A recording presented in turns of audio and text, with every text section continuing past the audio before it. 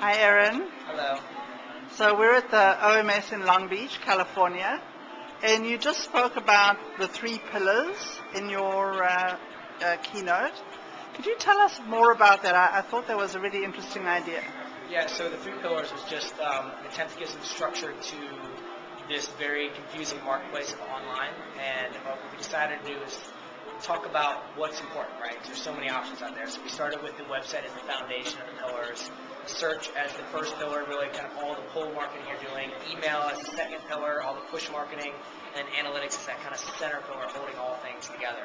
So that was kind of the analogy with social media as kind of the root to more accentuate all of those things you're doing, but not a pillar itself. So the hope was to try to get all the major domains of online covered in a little bit more of a structured format as opposed to kind of this willy-nilly feel of all the things that may be stressing out fellow marketers out there when it comes to online.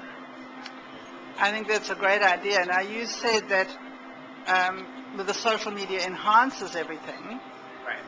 And that you find that people who are involved in social media, that it's the differentiator. Yeah.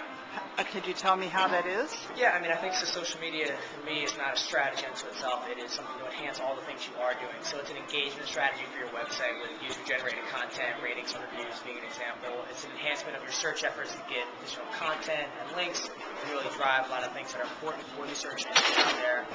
So I really look at social media as a way to communicate and connect to customers better and to accentuate some of the things you're doing, and not as this one-off, hey, let's just go have a blog and see how that thing does. Blogs should support the other efforts that you're getting into and not be kind of the, panacea to all things out there. That's right. And now you also said that the website is kind of your home base. Right. And you made comments about how people spend money on other things, but they don't really look at their website as a focal asset. Right. I mean, so most people overlook their website because, it's a common thing to talk about, and it's been talked about for so long that the conversation of how do we improve our website seems to be falling a little bit more on deaf ears. It's not as sexy as all the new things that are coming through.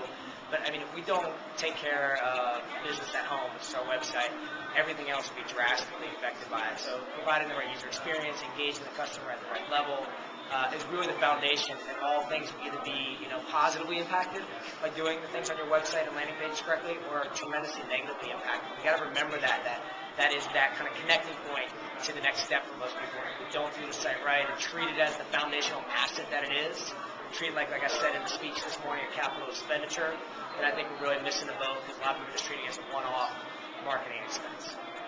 And through all the tough times, you say you see opportunity and hope. Yeah.